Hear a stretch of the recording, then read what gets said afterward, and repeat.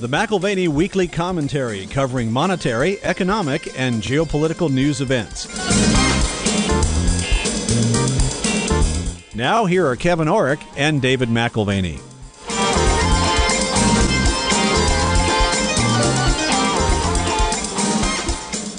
Welcome to the McAlvany Weekly Commentary. I'm Kevin Orrick along with David McAlvany. Dave, we've been talking about Greece, but now it's Spain. You know, these dominoes seem to fall in line with what we're talking about. And, you know, I can't help but think that these guys, the Greeks and now the Spanish, are using the fear of Europe falling apart to their advantage. Well, I think politicians are certainly prudent to do so. Right. That's one of the cards that they can play, and they are playing it very well. Now, when you look at catastrophes, you have this idea that they're somehow once in a blue moon, or like the flood, if you will, the 100-year flood. Right. We have 95, we have 97, we have 98, we have the year 2000, we have 2001, we have 2008. What we've seen happen in the last 30 years, really since the end of the Bretton Woods period, the closing of the gold window and the destabilization, the free floating of all currencies, has been an increase in catastrophes of a financial and economic nature. Is it any surprise that there's a greater concentration of catastrophes in this particular era than in a period of time where currencies had been past tense related to something more solid and reliable? Well, and you know, you're talking about catastrophe, but you know, the potential for catastrophe gets to be so large when you continue to throw bailout dollars or bailout euros in this particular case. You know, the New York Times just had an article that said there's brinkmanship going on, that Prime Minister Mariano Rajoy of Spain has delayed seeking outside help to increase the fear of an economic disaster, a contagion, so to speak, so that they can get better terms than Greece did. So these guys understand that the consequences are so great that it actually helps to make people fear the consequences to get better terms. Well, you know, that harkens back to sort of the movie Dr. Strangelove and the Doomsday Machine. Right. We have something similar with Europe. You've got the core European banks, which are at risk if the peripheral banks go away. So if the Bankias and the smaller banks relative to the Deutsche Banks and whatnot, so again, banks based in your peripheral countries, if they fail, you've got ramifications into not only those domestic markets, Spain, Italy, but also into the larger banking community throughout Europe. On the one hand, you've got that idea of mutually assured destruction, or the threat of mutually assured destruction. And on the other, you've got a very different kind of problem, more like Y2K, wherein it's an unbounded problem. There's variables that you can't know, can't control, can't figure out, but the potential for contagion, as you just suggested, the potential for demise, the potential for a trigger in the derivatives market, not knowing what the outcome could be, and that uncertainty in the marketplace has people behaving as if we were, in fact, looking at the doomsday machine and mutually assured destruction, where, as you've suggested many times, you have to have perfect information. We have anything but perfect information, and certainly not complete information. Well, and talk about complete information, you know, it was sort of a stunning text message between the Prime Minister and his finance minister when they were saying, he was basically saying, look, it's going to take $500 billion, not $150, but it's going to take $500 billion for us, and it's going to take another $700 billion for Italy. So the numbers continue to grow. You had brought up mutually assured destruction, and most of us who are in our 40s or 50s or 60s remember that that was actually a decision made by the Rand Corporation and the government to make everybody realize that this thing was just too horrible to contemplate. And what I'm talking about is nuclear mutually assured destruction. In this particular case, in Europe, we're talking about economic mutually assured destruction. But there's a point where somebody's going to say, you know what, I don't care. I've got a default. And when that happens, then we're going to really see what the cost was of these bailouts. Well, for today's program, we're going to look at two things. First is just a recap on Greece and Spain and the issues particularly relevant right now in Europe. Right. That's about 5 minutes, and then the rest of our conversation will be a preview of coming attractions, both with some of the interviews that we have lined up for the rest of the month, but also sort of our second thematic in this year's DVD, which is Asian ascendance and the implications for the U.S. dollar and bond market. So before we go there, we obviously have Greece as the weakest link in Europe. They've got the election on the 17th, which is this week, which will reinforce either the we stay or we go attitude there in Greece. And could potentially destabilize Europe further or stabilize. Spanish bailout is certainly in the headlines after the weekend. $100 billion, $5 billion. That's about 1/5 of what they're saying they really need. Yeah, the Royal Bank of Scotland, JP Morgan, Chase, you've got estimates anywhere from 350 billion euros to 370 to 450 billion euros. And that's what they believe will stabilize the banks. Isn't that a lot predicated on the real estate market finally stabilizing? I mean, that's still falling in value. Well, that's right. Coming up with a solid number, there's really no evidence that that stabilization within the real estate market has occurred. So implying that we may have lower prices in real estate there in Spain, and on that basis, an even bigger hole on bank balance sheets. So this is a moving target. It's not as if we know exactly what the problem is with Spanish banks. We know that they have, according to the New York Times last week, between $2.5 and $300 billion in liabilities that are souring, and thus the solvency of the institutions which hold those liabilities, that's in play, that's in question, but it is a moving target. Not unlike what Bankia needed a few weeks ago when they needed $9 billion on Wednesday and $19 billion on Friday. Well, and you had brought up in the past that this isn't really just even a banking issue in Spain. There's also a municipal issue. There are 17 regions that also have a funding problem, I think to the tune of around 45 billion euros. That's the amount that they have to refinance this year. So you do have pressure on the banks, you do have pressure on the municipalities, let alone on the sovereign debt. And of course, we've seen rates come back down from closer to 7%, now closer to 6%. But this, to me, is a little bit like a scratch in the record, Kevin. Whether we're talking about Greece, Spain, Italy, Ireland, Portugal, when you have a scratch in the record, you can move away from it. But because of the cyclical nature of the record, you're going to return to that same point of pain again. And so the fact that we're not at 7% with Spanish yields or with Italian yields, I would just say wait 60 to 90 days and let's see, because it's going to take us about that amount of time to get back to the scratch. Well, and it's robbing Peter to pay Paul, because consider that 22% of the bailout funds are coming from Italy, which is the next 700 billion euro problem. Right. So what you're talking about is the EFSF bailout fund. The bailout fund is a commitment by a number of countries in Europe to pool assets or resources in the case of a demise, whether it's a banking crisis or an individual sovereign crisis that needs to be addressed. Now, the problem is the ones contributing are also the ones that have problems. So in the case of Italy, as you mentioned, they make a 22% contribution to that fund. And yet, if it's an Italian problem, how do they contribute to their own bailout? And Spain is in the same place, of course. Yeah, David, it's interesting. When Spain is loaning to Greece and then later Italy is loaning to Spain, yet they're all bankrupt. It reminds me, you were talking about how it comes back around, but there has always been the problem of a perpetual motion machine. It always takes a little bit more energy than what it produces. And so we don't have a perpetual motion machine. Physics says that it can't happen.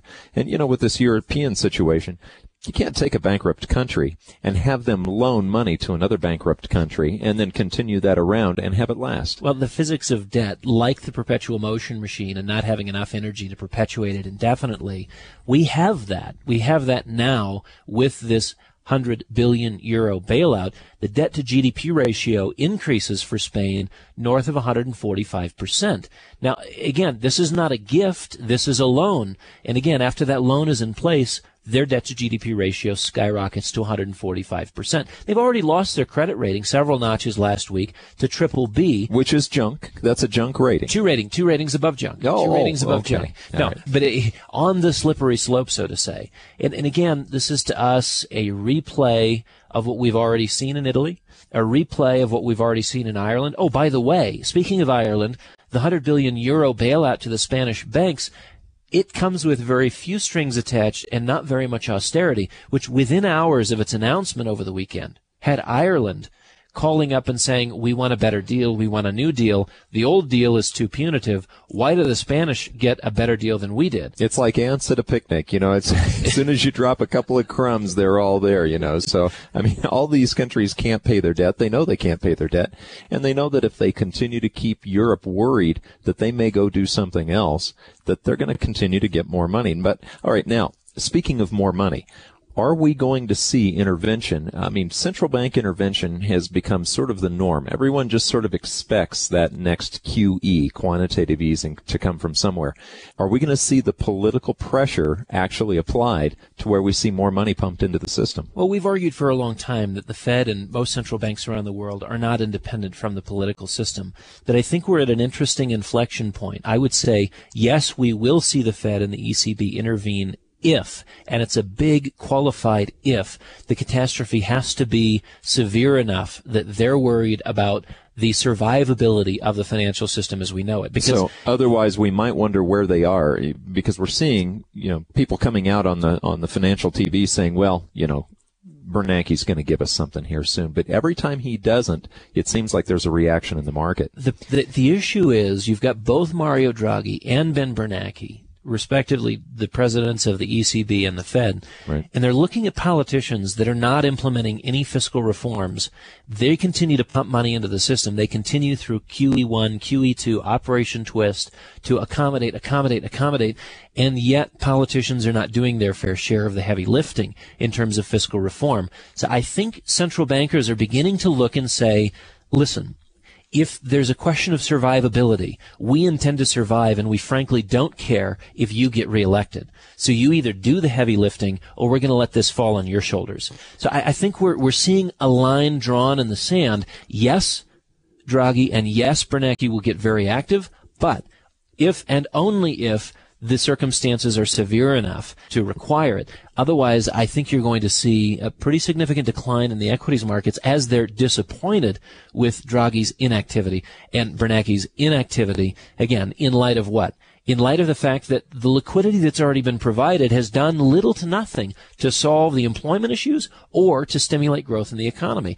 As you look at those excess reserves of depository institutions now held at the Fed, we'd mentioned this last week, this is liquidity which was intended to stimulate growth, and in fact, it just got redeposited with the Fed. What good did it do? There was sort of this circular nature, and it was ineffective. It was muted. It did nothing, not what it was intended to do in terms of stimulating growth in the economy. Well, and David, this is one of the reasons why the first segment of the DVD was about Europe, so that we could look at that issue, but actually there probably is a larger issue. In fact, I know it's a larger issue than Europe. It's our issue, but it's actually how China factors into our issue. We as Americans have a tendency to think that we just sort of run the ship. I know that we've dominated economically for years, but that domination has actually come at a cost. It's come at the cost of great, great debt. And actually, what we've been consuming, and the reason we can have so many products is because we've been paying China, basically, for undervalued goods, and we've been borrowing money to do it. They turn right back around and loan us the money. It's a circular motion. And so the second segment of the DVD, which you're going to be working on here over the next few weeks, going to China, what have you, is going to be about China and why it matters. Well, and I just want to quote Stephen Roach because he stated this very simply. He said, don't confuse prognosis with advocacy. Right. And as we discussed for several weeks, the issues related to Asian ascendancy and China in particular, we're not building either a bear or bull case for investment in the region. We're looking for broader implications entailed in the changes that are afoot in that part of the world. And we want to discuss a point of view, again, not to endorse the point of view, but rather to fully appreciate the consequences of what is unfolding and the ramifications into the U.S. debt market and the U.S. dollar market. Well, for anyone who hasn't seen that most recent segment of the DVD, we released it online, and you can go to YouTube and view it or view it on our website. The issues primarily concerning us today are the U.S. debt markets and the dollar, concerning us over the next 1 to 3 and 5 year periods. So Asia centers prominently in these concerns to us for what are obvious reasons. Again, at least to us. We should look at a couple of those issues today. Again, the dollar and the U.S. Treasury market stability in anticipation of what the next 3 to 5 weeks will be in terms of the theoretical exploration. And then, as you mentioned, as I go to Beijing and Hong Kong and Singapore, some of the on-the-ground, boots-on-the-ground exploration of these same issues. Well, and some of these changes that we're talking about, Dave, these are earth-shattering changes because China has been our greatest customer for debt. We've been their greatest customer for goods, and it's been a symbiotic relationship. I mean, we interviewed Paul Craig Robertson. He said, guys, this is simple. We basically would run a $400 to $450 billion deficit, and we would give China a $400 to $450 billion surplus, and they would turn around and give us the money to run that deficit the next year. Now, but again, that deficit the next year was a different deficit because we're running a trade deficit with them, okay? And that trade deficit creates a trade surplus. It creates reserve assets, reserve currency assets in their pocket. Now, the question is, how do they continue to be the source, the leading source of manufactured goods in the world? Low-cost, competitive source of goods for the world's consumers. It is by keeping a low currency value. And thus, they can't take their extra cash, the spare change, and reinvest it into their own economy. They did take those funds and instead put it into U.S. Treasuries, into Fannie Mae and Freddie Mac mortgage-backed securities. They did so much for us over the last 10 to 20 years, particularly the last 10 years, recycling their trade surplus dollars and funding our budget deficit. Our budget deficit, we're spending too much as a country. We don't have the revenue to support it, but that's okay as long as we have a creditor who's willing to give us money. Oh, by the way, that's our own money. They're just giving it back to us as a result of us spending too much money in the first place. Very interesting sort of enmeshed relationship we've had with the Chinese. And that is changing. And, you know, our guest next week, David, you've been looking forward to talking to Pettis for a long, long time. Pettis writes about these things. He's not necessarily a bull or bear on China either, but it's a complex enough issue, and it does play into the U.S.'s ability to continue to function as a dollar-denominated currency. We need to look at it. Well, you know, and first and foremost, the U.S. has benefited from the privileged position of world reserve currency since 1944, the Bretton Woods Agreement. All currencies were related to the U.S. dollar, and the dollar was in turn related to gold. So again, whether this is by muscle memory or by shrewd foreign policy, the U.S. dollar has continued to maintain its stature as the primary world reserve currency, even without that legitimizing relation to gold. And, you know, on more than one occasion, there's been the consideration given by OPEC and other trade partners as to the fairness of that arrangement and also the privilege it affords our country. Right.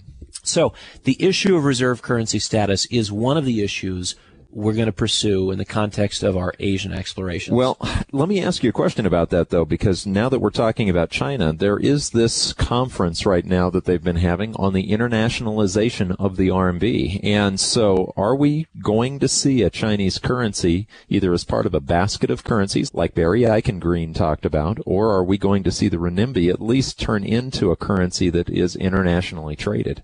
Kevin, it's not without accident that this conference you were making mention of at the University of California, San Diego, the keynote speaker was Barry Eichengreen. Right. And, you know, there's quite a layout in terms of speakers, presentations, research that's being done.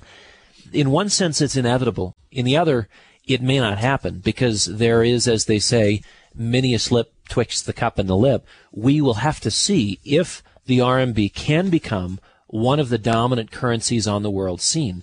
It is significant that they've become the second largest economy in the world.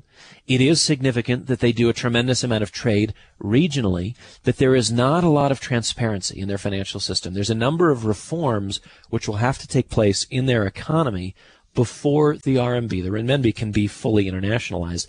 And that's what's being discussed now is what are the steps that need to be taken, again, both economically and politically, for their currency to become more prominent in the world currency system. Well, David, it's amazing to me just in my adult life watching China go from something of a communist country that was so backwards in most Westerners' opinion to over the last 20 years, we're now talking about them possibly becoming a world power, possibly an internationally traded currency. Poverty levels have dropped. I mean, the growth in the global economy has really benefited China as well as everyone else. Yeah, both the developed world and the developing world have benefited from growth in the global economy. And this is another critical element in the expansion of trade relations, which, they've blossomed in the context of the late 20th century. And certainly on an accelerated basis following the collapse of communism and the fall of the Berlin Wall. Globalization has changed the face of the developing world, and it's introduced a new audience to modern conveniences and the luxuries which we take for granted here, but frankly were never within reach in parts of the developing world, but they are now as a result of increased employment and consistent wages and things of that nature. Well, and look at the last 3 decades. I mean, the World Bank has said that the poverty rate has gone from 65% of the population in China now to about 10% today. So, the World Bank is also seeing this. They came out with a report that's just voluminous on the future of China.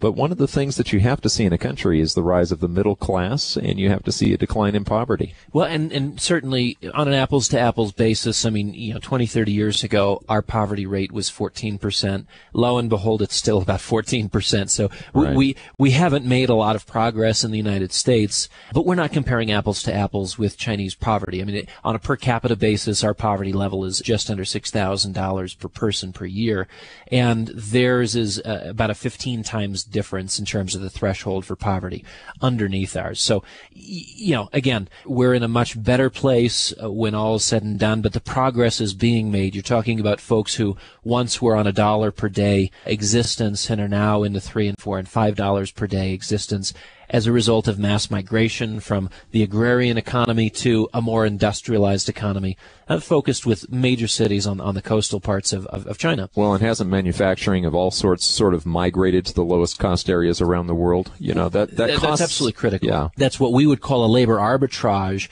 and it's allowed for the cost of production to drop dramatically for almost all consumer goods. You've had the manufacturing of all sorts, which, as you just mentioned, is migrated to the lowest cost areas around the world and even regionally within those countries. So, while that's cost American jobs, what it's also done, lest we just pick on the American jobs piece, it has significantly reduced the cost of goods and to some degree services, boosting the lifestyle for virtually all Americans. Well, just thinking about that, look at the cell phone, David. At one point, not too long ago, you knew a few people who had cell phones. Two people, 5 people. Yeah. It was as big as a briefcase. But now it's not uncommon for kids to have them. It's an item that we would not have probably had in the kind of quantity that we would have for the price that we have if it weren't for this migration of jobs. Yeah, kids, not 18-year-olds heading off to college, but kids 10, 11, 12-year-olds who Right. their parents want to keep in touch with them and want to know when Johnny's walking home from school and whatnot.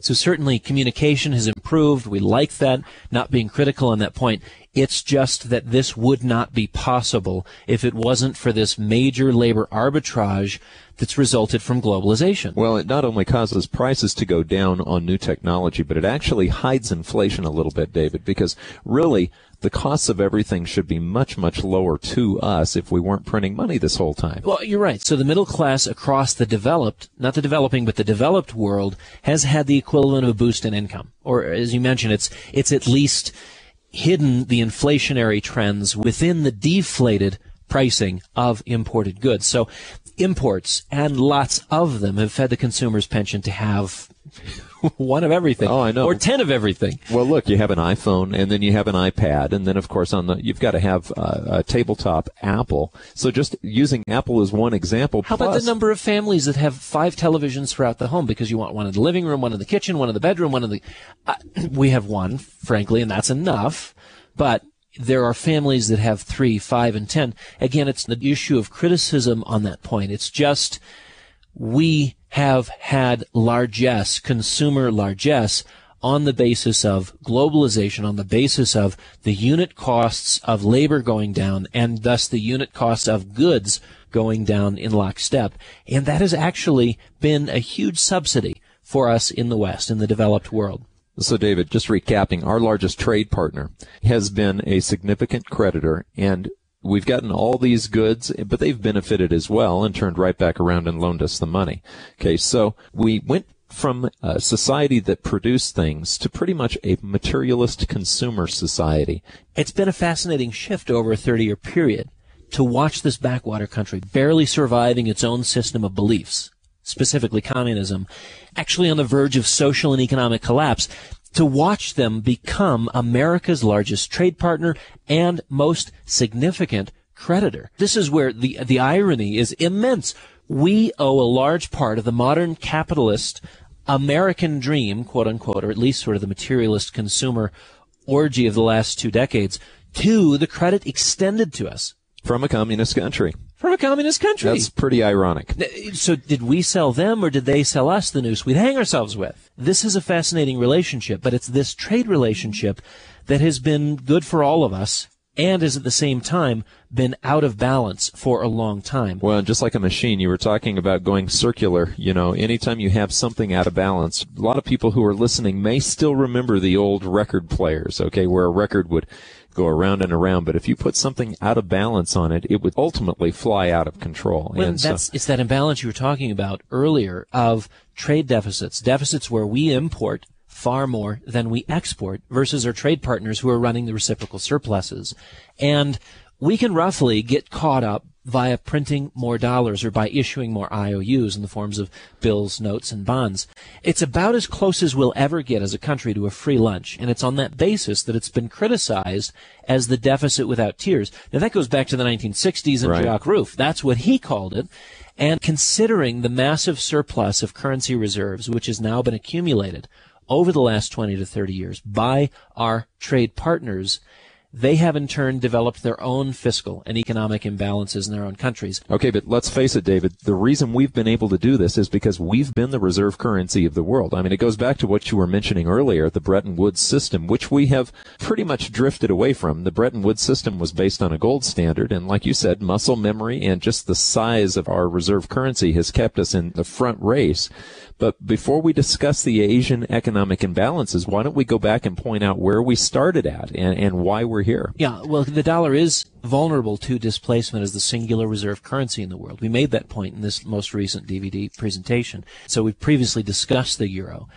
That does, in fact, remain a dollar alternative, may emerge as stronger from the current crisis following a reconstitution of membership. Certainly it is doomed to failure if something doesn't change in terms of the membership of the EU. But to the degree that the membership is switched, frankly, we may even see the reemergence of the Deutschmark. We'll have to see. Okay, but if we didn't see that happen, could we see an Asian currency do the same thing? The RMB may also take a path towards being internationalized. That's what's being discussed.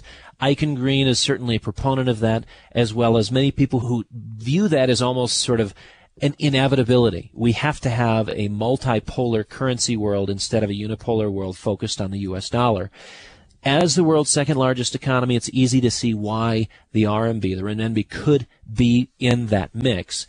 It's the journey towards that goal, which is both a long, challenging one, and one that we're not sure will be successful. We'll look at this as closely as we can and certainly as critically as we can with the guests that we have in the coming weeks, because the implications are grave. They are grave for the average standard of living here in America. Whatever the merits may be for having a multiplicity of currencies to trade in, it will come at a high cost to the U.S. consumer. Well, David, not just the imbalances in our model, which worries us because we now realize we can't just continue to borrow and spend into infinity, but that imbalance is now going to be showing up with China. I mean, these guys know they're going to have to become internally consumptive or not survive the way they have in the past. Well, the Chinese imbalance has fed the growth in the economy. I mean, this imbalance has allowed for a double-digit rate of growth in GDP for more than a decade. It's been an explosion. Yeah, and only recently has this rate of growth slowed, and it has slowed because the success of China has been rooted in exporting goods to the rest of the world,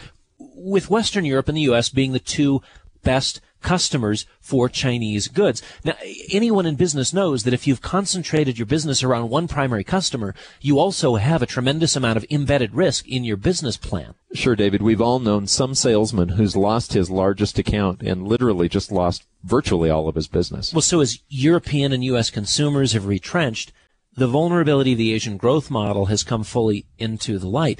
You can only continue to grow if others continue to consume, and in the case of Americans, it was not merely consumerism, drawing from savings or current income, but consumer borrowing as well for even more imported goods. So it's consumption on steroids is what you're saying. I mean, when you can borrow and consume, and there really is no consequence.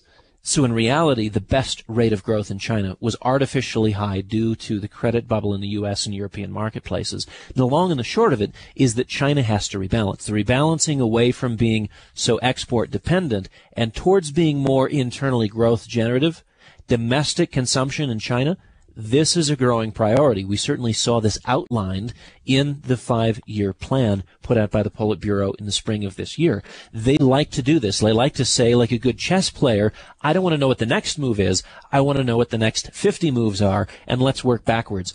We know where we want to be 5 years from now. Now what do we need to do today to get there? There is, again, many a slip twixt the cup and the lip. Can they accomplish what they need to? If you recall our conversation with Stephen Roach about a year and a half ago, it related to the success variables driving China towards this goal and why he believed that it would be achievable. His one concern, if you recall the conversation, was that it will take time that they don't have or are running out of. Well, and the other thing, too, David, I mean, time is one thing, but the other thing, too, is to drive economics politically on a regular basis, which is the communist mindset. The communist mindset is to always go political first, and then you basically fashion the world the way you want it fashioned. Okay, now the problem with this transition is that the politicians have purposely given an advantage to manufacturing firms and exporters, but they've suppressed the currency, and that, of course, has its effect on the public. Well, not only suppressing the currency, but giving advantaged borrowing rates. I mean, basically, when you control the banking system, when the government is the banking system, there's an unfair advantage given in the loan process. It depends if you are one of the select few who has been blessed from on high. If the Politburo likes what you're doing, if you are a part of one of the 7 select areas in the economy, you will have favorable terms given to you in terms of the borrowing and lending. But, David, what does that do to household incomes and purchasing power of the normal person on the street? Financial repression is always at the expense of households. And in this case, a suppressed currency is at the expense of household incomes and purchasing power. The household in China has for 20 to 30 years suffered so that industry could be built successfully. Now, you could argue that households are more employed and more households have moved out of poverty as a result, but you have not seen a commensurate growth in household income along with growth in GDP. Well, and anybody who's retired knows that they're feeling that here in America. We've talked about repression quite a bit because when you keep rates artificially low, the average person cannot live on the interest of their savings. No, and it turns out to be a subtle form of redistribution of capital. And as we are observing, it's not an American phenomenon exclusively. It's not an Asian phenomenon exclusively. It's actually quite common because it's one of the more common ways to steal without advertising it as such, or I guess you could say increase taxes without advertising it as such or with permission. Industry is now vulnerable to the unreliable buying habits of the American and European middle class. Okay, but David, even though those politicians have purposely given advantage to industry and manufacturing, that industry is vulnerable at this point because the people who were buying from them up to this point, which was the American who could borrow money, we're starting to work our way out of that. And they're having to try to figure out with these people who had been repressed within their own borders, how are they going to get them to buy a microwave and a washing machine and a cell phone? Yeah, so the vulnerability in the economy is that because industry has been so reliant on American and European middle classes and their purchasing habits, Chinese now have to scramble to implement and rebalance their economy and reduce that export dependence, reduce government investment, and increase the household share of GDP. They have to increase their incomes, which, by the way, by gradually allowing the renminbi to appreciate, you are giving more and more advantage on a gradual basis to households, where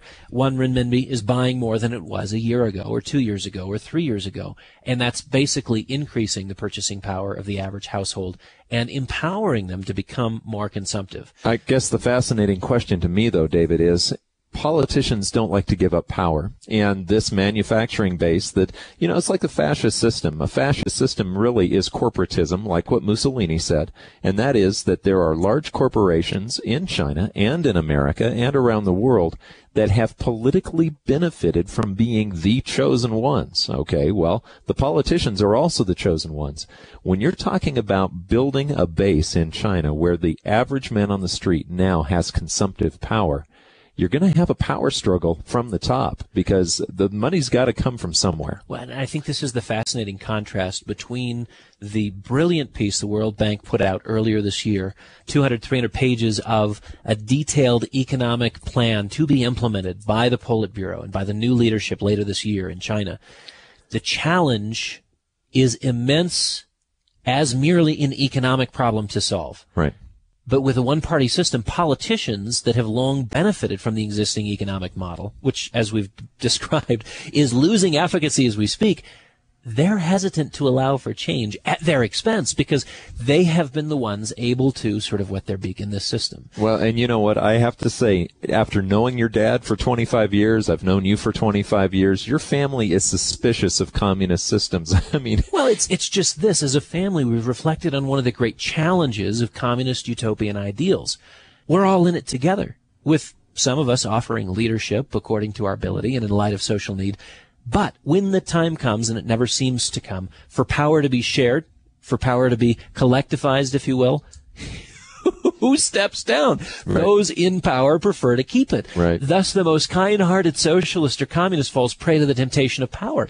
And again, it's that recycling in a different environment of that old ring of Gyges from Plato's book, 2, of the Republic, wherein you are given ultimate power, and once you have ultimate power, who is willing to cede it to the next? You're not. In fact, the abuse of power becomes more the norm. So you have the economic transitions, which are required. They are required in China. And yet you've got potentially political obstinacy towards making those changes. Will we see the changes necessary for China to remain on a growth path? Will they rebalance toward a sustainable growth path?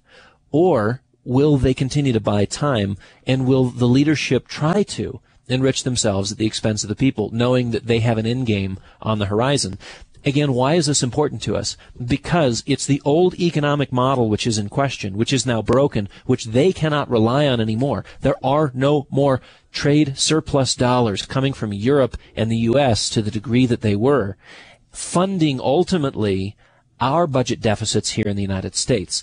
The strange coincidence, Kevin, is that the 5-year plan which the Chinese have set out to accomplish, which includes moving away from being export dependent, comes at a very inconvenient time, because over the next 5 years, we have to roll over almost the entire stock of U.S. Treasuries. That's refinance all of U.S. Treasuries, or nearly all of U.S. Treasuries, and at the same time meet current funding needs. That is, the deficits that will run this year and next and the year after, which spells extreme pressure for the U.S. dollar and the U.S. debt markets. We're concerned about the U.S. dollar and the U.S. debt markets. This is where we live. This is where we raise our children.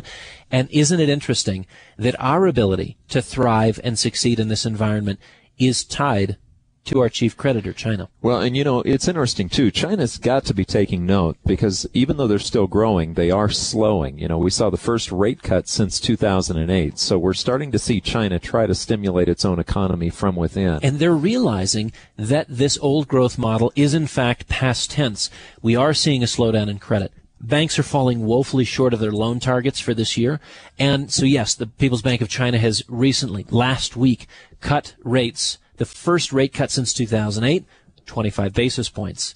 You look at the Shanghai Composite, and it's failed to recover even half of its losses since 2008. So there certainly are a number of canaries in the coal mine in terms of a growth thematic for China. There is not the same growth thematic, because the macroeconomic picture globally has changed over the last 3 years, and they have to retool at some high political cost as well as economic cost. Okay, now, David, let's put this back in terms of how this affects people right here in America. Okay, there are newsletter writers out there, there are commentators, financial planners who've been very, very bullish about China over the last 4, 5, 6 years, and so far they're coming up short. And this is something that we need to communicate to the people who are listening, that we're not we're not against something so complex, something so large as this China issue, but we have to understand it before we start throwing money at it. If they're successful, it will be one of the great growth stories of all time. And that hangs in the balance. Will they be successful, this major transition?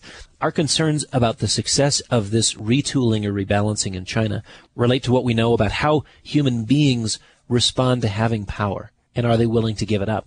It relates to what we see as both political and geopolitical realities as they are developing now and in the future.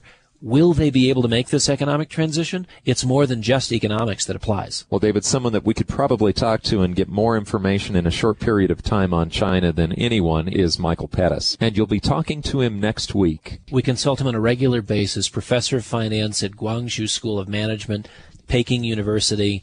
He's also a part of the Carnegie Endowment for International Peace, and has some very thoughtful insights into the the Chinese rebalancing options, into predicting what the next few years will hold for China.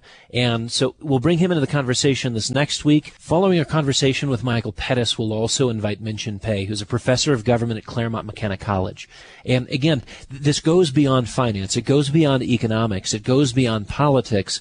There is a strange crossover amongst the issues that are in play in China, in Europe, and certainly ultimately, this does have an impact for us here in the United States. If you're concerned about the status of the dollar, the stability of the dollar, if you're concerned about pricing of bonds and the stability in both the bond and equity market, you have to understand that Asia, it features very prominently in stability in these areas. So our conversations with Min-Chin Pei, Michael Pettis, Stephen Roach, others on this issue, and then, of course, the research that we do on the ground in coming months, this will be a part of our move towards the second installment of our DVD. If you haven't watched the first, avail yourself of that opportunity, and the second will be available this fall as we explore China's role and Asian descendants and its impact on the U.S. bond and dollar markets. Well, you've been listening to the McAlvany Weekly Commentary. I'm Kevin Orrick along with David McAlvany. You can find us at McAlvany.com. That's McAlvany.com.